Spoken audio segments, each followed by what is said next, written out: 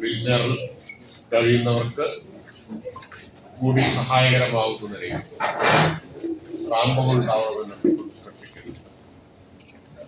ആ നിലയിൽ നിങ്ങൾ ഉയർത്തുന്ന പ്രശ്നങ്ങളോട് ഏറ്റവും അനുഭാവത്തോടു കൂടി പ്രതികരിക്കുന്ന ഒരു ഗവൺമെന്റാണ് കേരളത്തിൽ ഇപ്പോഴുള്ള ഗവൺമെന്റ്. നിങ്ങൾ ശ്രദ്ധയിൽപ്പെടുത്തുന്ന കാര്യങ്ങൾ ബന്ധപ്പെട്ട മന്ത്രിയുടെ കൂടി ശ്രദ്ധയിൽ കൊണ്ടുവരുന്നതാണ്.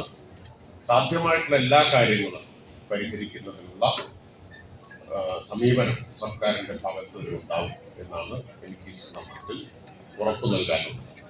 സർക്കാർ ഒപ്പമുണ്ട് എന്ന വാക്ക് നിങ്ങൾക്ക് നൽകിക്കൊണ്ട് ഞാനെന്റെ വാക്കുകൾ 2016 ശേഷം നിരവധിയായിട്ടുള്ള നിരന്തരമായ ഇത്തരം കാര്യങ്ങളിൽ ഇടപെടുകയും അതിൽ പലതും നേടിയെടുക്കാൻ ഈ സംഘടനയുടെ പ്രവർത്തകർക്ക് കഴിഞ്ഞിട്ടുണ്ട്. തീർച്ചയായിട്ടും നമുക്കറിയാം, ലോകത്ത് 1% അധികം വരുന്ന ആളുകൾ വീൽചെയർ യൂസേഴ്സ് ആണ്.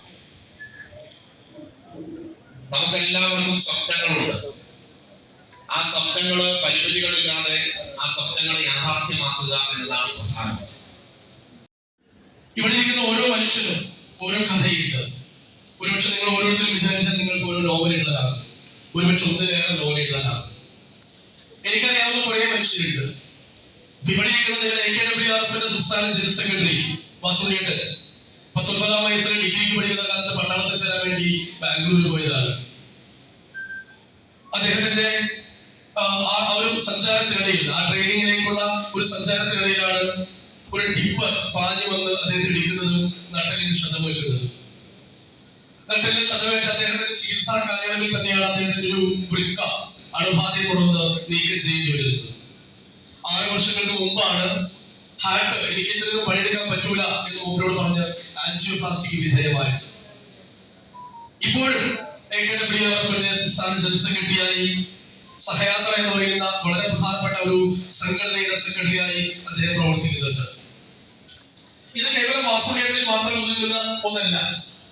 ഇവിടെ ഇരിക്കുന്ന ഓരോ മനുഷ്യനും ഇങ്ങനൊരു കഥയുണ്ട്. നിങ്ങളൊരു കാലത്ത് ടൈലിന്റെ പണിക്ക് പോയവരാകാം, അല്ലെങ്കിൽ ക്ലറിക്കൽ ജോലിക്ക് പോയവരാകാം, മരം വെട്ടാൻ വേണ്ടി പോയവരാകാം, മറ്റേതെങ്കിലും ഒരു ജോലിയിൽ നിങ്ങളൊക്കെ ചെയ്തിരുന്നവരാണ്. ജന്മസമയത്ത് തന്നെ ഒരുപക്ഷെ പോളിയോ ബാധിച്ച വളരെ അപൂർവ ആളുകൾ മാത്രമേ ഉള്ളൂ. ജീവിതത്തിന്റെ ഏതോ ഘട്ടത്തിൽ വിവാഹിതരായി, മക്കളായി, കുടുംബമായി, ജീവിതത്തിന്റെ ഏതോ ഘട്ടങ്ങളിൽ പാതി വഴിയിൽ വീണുപോയ മനുഷ്യരാണ് ഇതിരിക്കുന്ന ഭൂരിഭാഗവും.